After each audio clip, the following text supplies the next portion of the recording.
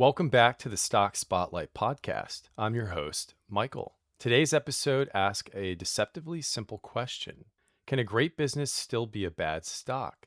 To explore that, I'm joined by Fajasy, founder of StableBread. He's written about the residual earnings framework that Stephen Pinman lays out in his 2025 book, Financial Statement Analysis for Value Investing. It's a valuation approach that separates the value supported by a company's existing balance sheet and near-term earnings from the portion of its stock price that depends on long-term growth. We are applying that framework to two undeniably high-quality businesses, Ferrari and Costco. Both earn strong returns on capital, both have durable competitive advantages, and both trade at rather premium valuations. Alongside Fajasy's residual earnings analysis, I ran a reverse DCF and a market-implied competitive advantage period analysis, or CAP model. And this is using the framework from Michael Mauboussin's recent Morgan Stanley paper. The purpose is not to arrive at one correct price target, but rather is to ask what each stock price requires investors to believe. All right, let's get started.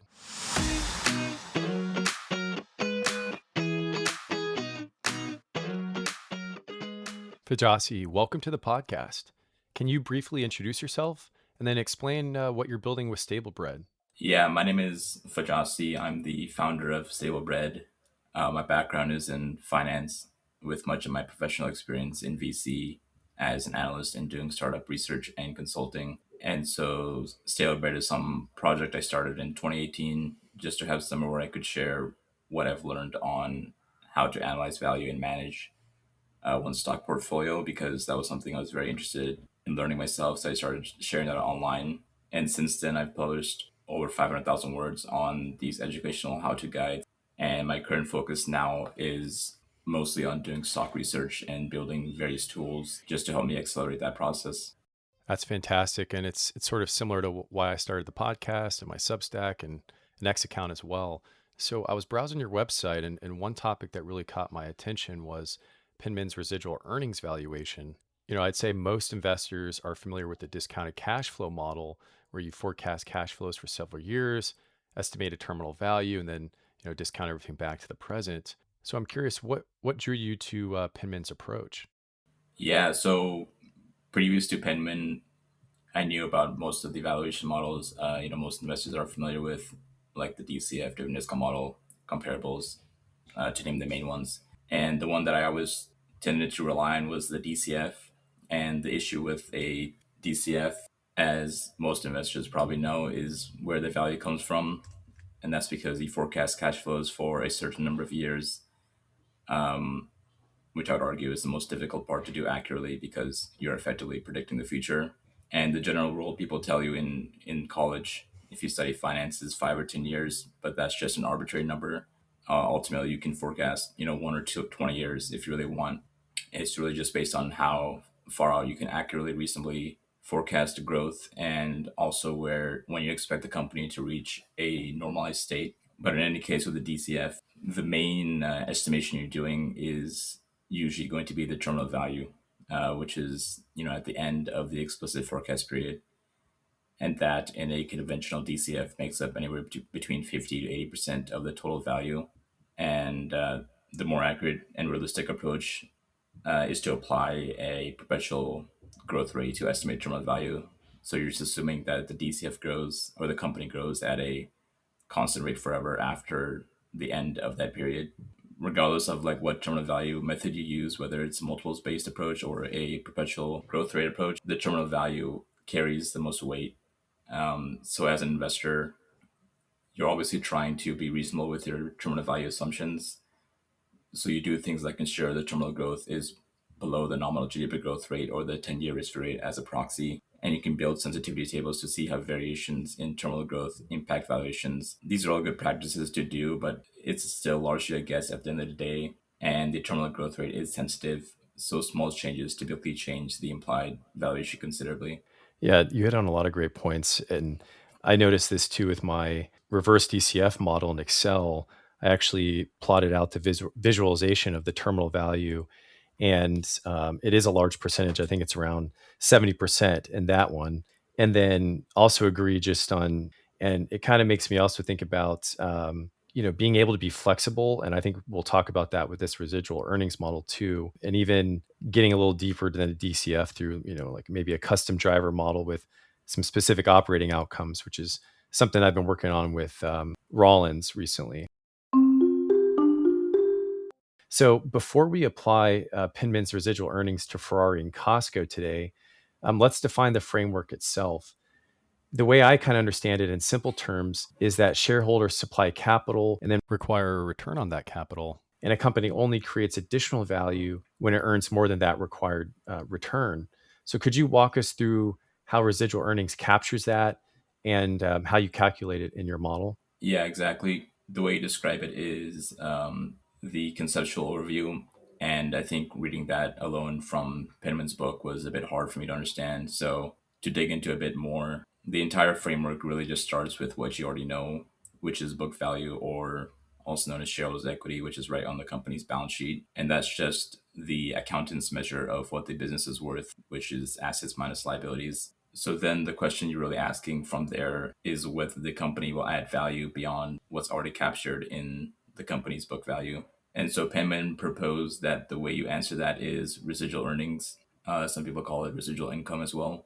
And the premise is that shareholders have capital tied up in the business. And as a shareholder, you expect some minimum return on it. And as you mentioned, anything the company earns above that minimum is the residual that actually creates value. So the formula in its most simplest format is just the earnings minus a charge on the beginning book value, where the charge is the required return multiplied by last year's book value. So in my model, which I think we'll get to later, I use 10% for the required return, which is mostly simplification because that's just like the market average cost of equity. So a quick example is if a company has $100 million in book value and earns 50 million in net income, then if shareholders require 10%, they expect 10 million on that capital. So just 10% minus, multiplied by the 100 million. Then the company, if you're saying the company earns 15 million, then residual earnings are 5 million, which is the 15 million minus the 10 million. And then that 5 million is the value created beyond what shareholders are demanding. But now if you assume that the company only earned 8 million instead of the 15 million, residual earnings are negative 2 million. And now the company, you can consider the company to be destroying value because it didn't even cover the minimum. So then the valuation itself is just today's book value plus the present value of the residual earnings, sort of like a DCF. And Penman intentionally keeps that explicit forecast short, usually no more than 2 years. And then what he does is he applies a continuing value. And then if you compare that to a DCF, like I previously mentioned, you project 5 or 10 years and then apply a terminal value after that. So residual earnings anchors on the book value that already exists and then only forecast near-term excess returns. And usually you can forecast 1 or 2 years pretty reasonably instead of projecting far out and then applying a terminal value at the end. So the important distinction then seems to be between accounting earnings and economic profit. A company can report positive net income, but still fail to create value if its return on equity does not exceed the shareholder's required return. And then, a company like Ferrari or Costco, which we'll talk about today, with ROEs well above 10%, can really generate substantial residual earnings. Yeah, and so that's the value of the framework because it forces the comparison between reported profits and economic profit. So the interpretation just depends on where return on equity sits relative to the required return. So if the ROE is above the 10% charge, like it is right now for Ferrari and Costco, residual earnings are positive and the business should trade above the book value, which means a price to book above 1x. And in that case, the model is really just telling you how long those excess returns can last. And then if ROE is below the required return, residual earnings are negative, and the business should trade below book. So price to book under 1x.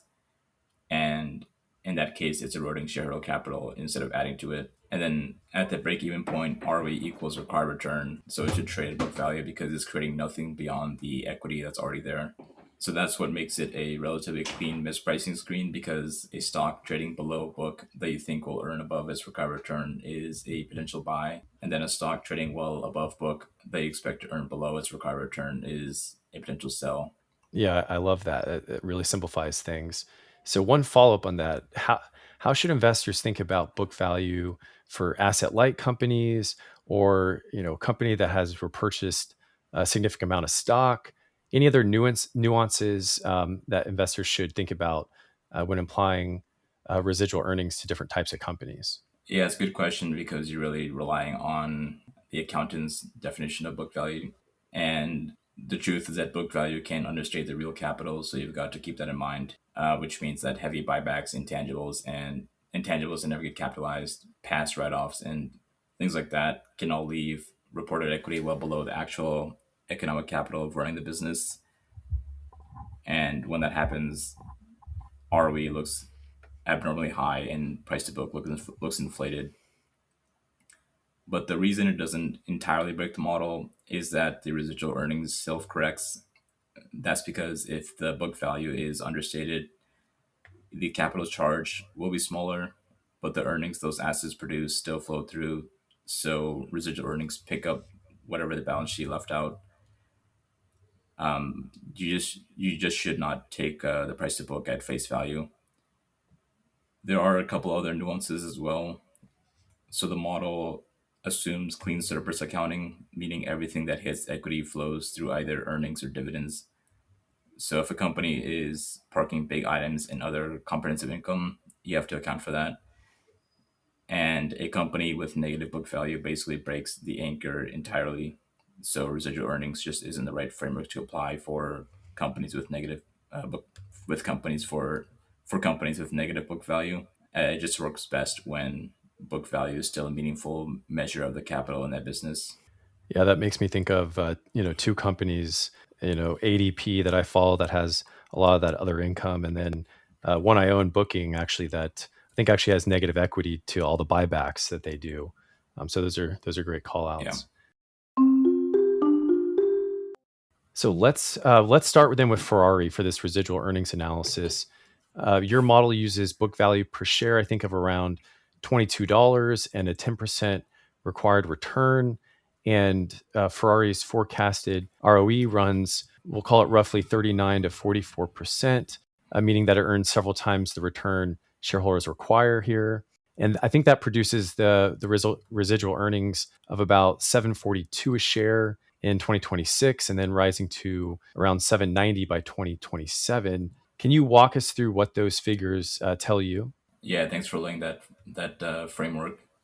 So almost all of Ferrari's value comes from the spread between its return on equity and its cost of capital. It earns roughly four times what shareholders require, and the residual earnings only inch up over the forecast from the 7.42 you mentioned in 2026 to $7.90. So the value isn't really about the growth, it's about how much economic profit the business throws off per dollar of equity, and also how long that lasts. What you're really pricing is how long those excess returns hold up. Yeah, and then I think you calculate a no growth value of approximately $100 per share using that 2-year forecast.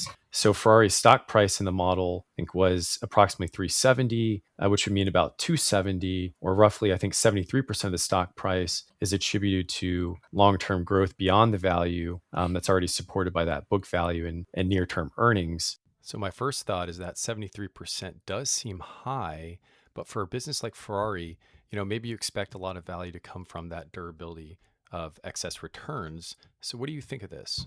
Yeah, it's a good point, but it's actually less important, at least on its own. And that's because for a great business like Ferrari, you'd expect most of the price to sit in growth and the durability of the business, because the whole case is high returns lasting a long time. So if Ferrari only had 5% of its price in growth, that would mean the market expected the franchise to fall apart, which would be strange in my opinion. So what the number actually does is tell you where to point your scrutiny. It says the debate over Ferrari is almost entirely about the durability of its excess returns, not really about book value or the earnings in the next 1 or 2 years. So you should weigh that against the brand, the pricing power, the scarcity model, and the slowdown management. in the case of Ferrari, has already guided to. No, yeah, I think that makes a lot of sense, and I've been talking a little bit about on X how, uh, Ferrari might be one of my next sells if I need to raise some cash to buy some other companies I'm interested in. Just also the EV things they're doing. There's a lot of questions kind of here, with them right now. And then I think your model, reverse engineers the market price and, found that Ferrari needs residual earnings, I think, to grow at around, 8% indefinitely. How should investor evaluate whether that assumption is reasonable? So you should put that 8% next to the near term forecast and the long run economics. So inside the model, I have residual earnings growth running in the 6% range in most years, aside from a one off jump to about 15% in 2026. But in either case, over the long run, excess returns growth tends to fade toward the broad economy, which is around 4%, which is what Penman uses as well in his book. And that's just a general rule as competition and size catch up. If you're saying it's nearly 8%, then that sits above both. So that doesn't make the 8% wrong on its own. And that's because Ferrari is one of the few businesses with a credible case for holding elevated returns longer than average. Even though now, as we discussed, maybe not so much longer. Yeah. But yeah, scarcity and brand protected from the usual erosion, but the price is betting its excess return growth stays above the 6% is forecasted to do near term and holds there into perpetuity at roughly double the 4% rate most businesses eventually fade to. So basically, if you expect that fade to catch up with Ferrari 2, the stock is expensive at the 370 price, I believe. And if you believe the brand can defend those returns for multiple years, the price is more defensible. I think that's it. That's a great way to look at it. And I'm almost on the former side of that right now. We'll see though.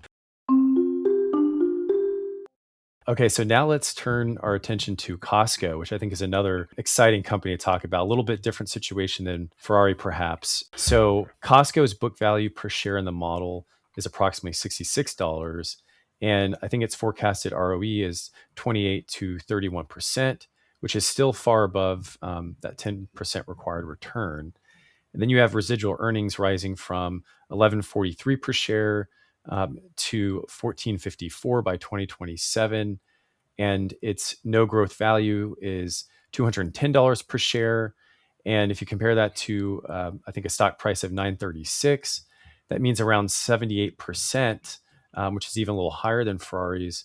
Depends on that long-term growth. So Ferrari's at 73%, Costco's at 78, but I think the implied perpetual growth rate actually is even higher for Costco at 8.5% compared to around 8% Ferrari. So taking all that in, and I know that was a lot, what kind of stands out to you though when you compare the two? Yeah, so 8.5% for Costco versus 8% for Ferrari look similar, but the businesses behind them, as many of your listeners know, are not really similar because Ferrari earns roughly four times its cost of capital. Costco earns closer to 3x in the high 20s to low 30s. So Costco is being asked to sustain a slightly higher long run growth rate off a lower excess return spread and a base several times Ferrari's size. How they get there is different as well. Ferrari sells scarcity and can raise prices. Costco does the opposite with thin margins and savings passed back to its members. So the growth for Costco has to come from volume, new warehouses, and the occasional membership increase. Yeah, Costco's, clearly an excellent business. My family has the membership. They have those recurring fees, strong customer loyalty, and a long history of store growth. But when 78% of the stock price depends on that long-term growth, what do you think Costco would really need to prove over the next decade for that to actually even look reasonable? Yeah, so Costco's size isn't eating into its incremental returns. That means the warehouse growth keeps compounding, and a lot of that runway is international actually for Costco in China, Japan, Korea, and Europe, where they're still early. So that means that membership fees and renewal rates should be holding up with room to keep raising those fees. And it means the side businesses like gas, pharmacy, and e-com keep scaling without dragging margins down. Ultimately, underneath all of it, ROE has to stay in the high 20s to low 30s as the company's base gets bigger, which is the hard part of any business growing larger. If the warehouse growth slows, returns compress as it scales, or if the multiple comes down, Costco won't hit that 8.5%, and this stock doesn't really work from here at the current price. It can keep executing at a high level and still undeliver as an investment because the price already assumes that execution. Yeah, one follow-up on that I want to ask you on modeling for it. Because Costco does pay large special dividends over time, reported book value might be lower than it otherwise would be, which could make ROE look higher. Do you think that creates any risk in the model? And how do you think about that special dividend? Yeah, I think this ties back to my previous answer on the book value potentially being distorted as a base. And for Costco, it's smaller than it looks in terms of the distortion because the special dividends do lower the reported book value, which shrinks the 10% capital charge. So what happens is that residual earnings tick up a bit and ROE looks higher, but it doesn't change the valuation because under the clean surplus accounting, the model is dividend irrelevant. And that's because a dividend cuts book value one for one the same way it cuts price. So value doesn't move. The lower book value that makes ROE look high is the same book value you start the valuation from. So it cancels out. Basically, the residual earnings looks a bit stronger, but the intrinsic value doesn't. The actual risk for using this approach is just looking at ROE or price to book by themselves after a big dividend, since both would make the value creation look better than an ROE is. That's very helpful. And one of the things I loved about this episode is we both looked at Ferrari and Costco from a couple of different valuation models, and actually just going through this with you has inspired some new work for me and some takeaways with this residual earnings. So I approached the same question using a reverse DCF based on historical free cash flow per share. So essentially solving for the growth rate required to justify the current price. And for listeners, I used a share price of $376, $10.43 of trailing 12-month free cash flow per share, and a 9% discount rate. And then my base case assumes a 25x price to free cash flow multiple, which is below their current 31x multiple and their 10-year median of 32x. But it's still, at 25x reflective of that premium brand and pricing power. So under those assumptions, the current share price implies free cash flow per share must compound at least 9% annually over the next 10 years. If you use a little bit more conservative 20x multiple, it would bump up to around 11%. And then for Costco, I used a share price of $936, 1981 of trailing 12-month free cash flow per share, and a 9% discount rate. And then my base case assumed a 30x 10-year exit price to free cash flow multiple, which is around 35% below their current of 46x, which is very high. And then under those assumptions, that current share price implies that free cash flow per share must compound at 11%, so even higher than Ferrari's over the next 10 years. So my question for you is, thinking about those reverse DCF expectations and then your residual earnings framework, it seems like they both kind of come to agreement that, it wouldn't be necessarily easy for either company to achieve some of these market expectations at their current prices. Yeah, so both models work the same way with different inputs. Mine solves for the residual earnings growth the price requires. Yours solves for the free cash flow per share growth the price requires. Either way, you back out what the market is already assuming and then decide if it's realistic. And I would argue that they point to the same conclusion. My model puts Costco at 8.5% against Ferrari's 8%. So Costco's bar is a little bit higher. Your reverse DCF says the same, just wider. I believe your model says that Ferrari needs roughly 9 to 11% free cash flow growth, depending on the exit multiple, and Costco needs 11 to 13%. So those numbers were higher than mine because free cash flow growth and residual earnings growth aren't the same measure, but the direction is identical, which I think what matters. And Costco ultimately has to grow faster to justify its price. Also, Costco's required growth climbs further if you normalize the base. Its free cash flow per share has jumped the last couple of years. So if you use the 5-year average instead of the trailing figure, the required growth pushes toward that 13%. With a DCF, it all comes down to the terminal assumption, your exit multiple, and my continuing value for the residual earnings framework. If you set Costco's exit multiple near where it trades now, around 46x, and the required growth looks manageable. Then if you pull it down towards this long-term average closer to 36x and the required growth jumps. In either case, Costco is priced more aggressively than Ferrari, but that exact growth figure depends on how generous you are on that exit multiple. Yeah, and it's to your point. It's really cool how the models and direction kind of matched up, and I also liked your call out. I forgot to mention in the Costco piece around when we did look at that 5 year weighted normalized free cash flow per share, which was $16.83. Costco's free cash flow per share must compound at 13% for a decade, and these are both achievable. I think all this is achievable for both companies, but the point here is that it's definitely not going to be easy.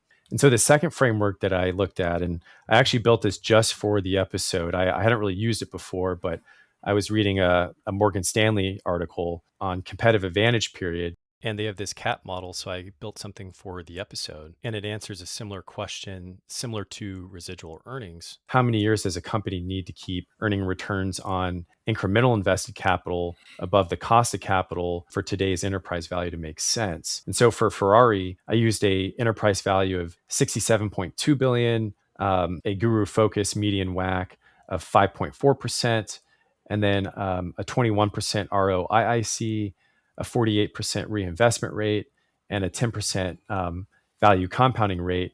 And these were all based on either 9 or 10 year median figures. And so under those assumptions, Ferrari's market implied cap is around 8.4 years.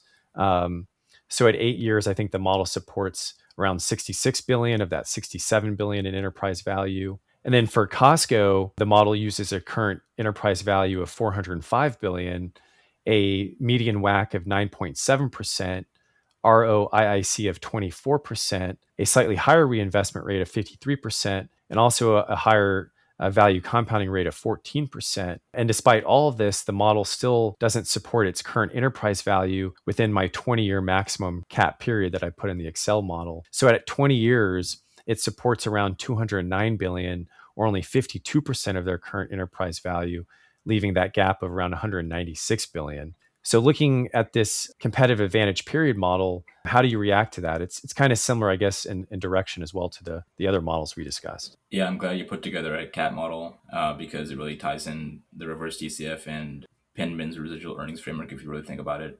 And to answer your question, the two look almost identical on the residual earnings percentages, but the cap model pulls them apart. More specifically, Ferrari's price implies a cap of about 8 years.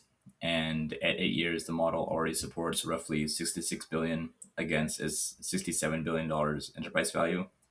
So basically the whole thing. Betting on 8 or 9 years of excess returns for a brand like Ferrari is demanding but defensible.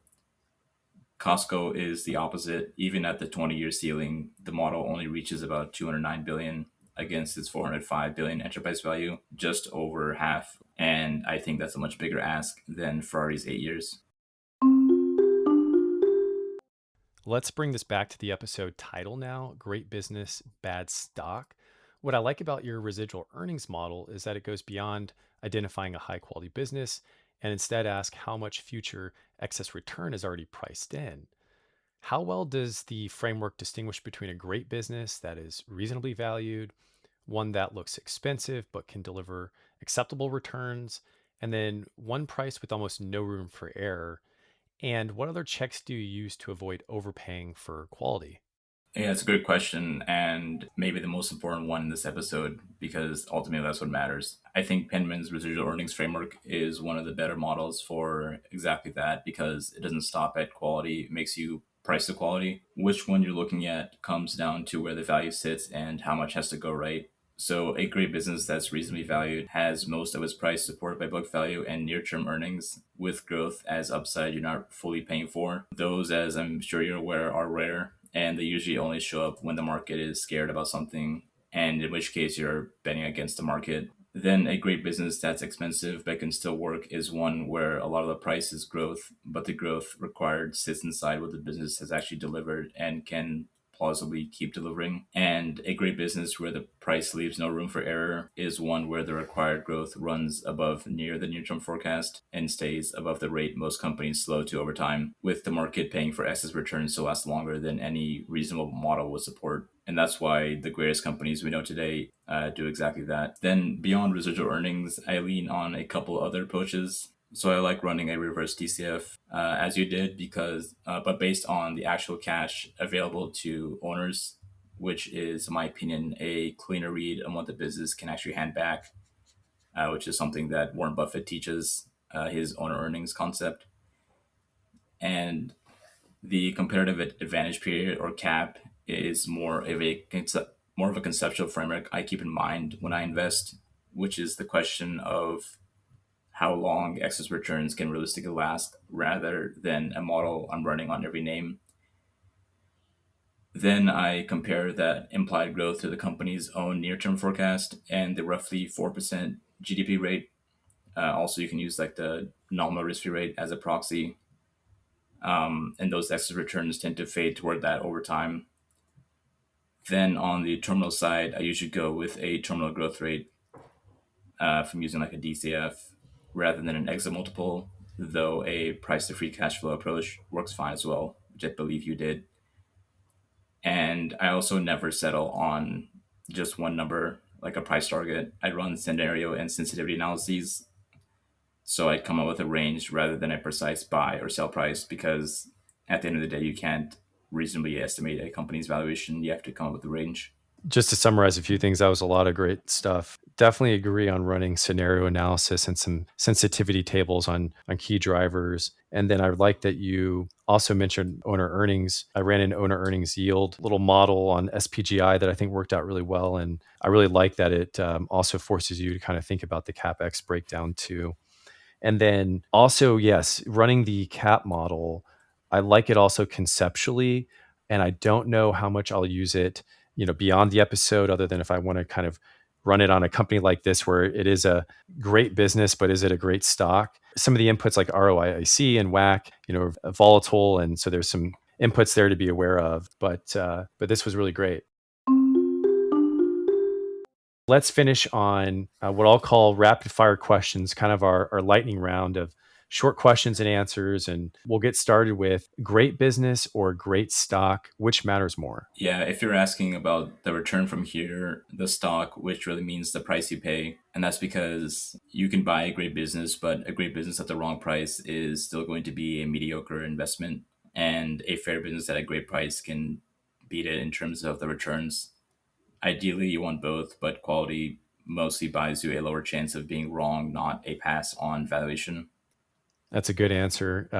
That was a trick question, right? You could say a great business should then turn Yeah. into a great stock. So, but yes, you're right. The price you pay, I think, and I'll give a shout out on X. I think at Say No to Trading, his account is all about the lowest cost basis for great businesses. So there's a little bit of both. Okay, second question: which input in a residual earnings model do you think investors should spend the most time on if they want to run for themselves? The long-term growth assumption and the continuing value and the required return behind it, that's where most of the value concentrates and where you're most likely to be wrong. Totally fair. Good answer there. Which company has the most defensible valuation today, Ferrari or Costco? Ferrari, but with one caveat: lower required growth across all three models and a believable advantage period. Part of that edge runs on the lower WACC you pulled. So if that cost of capital is too low, then the gap narrows. Yep, great point. All right, next question. What is one valuation mistake you see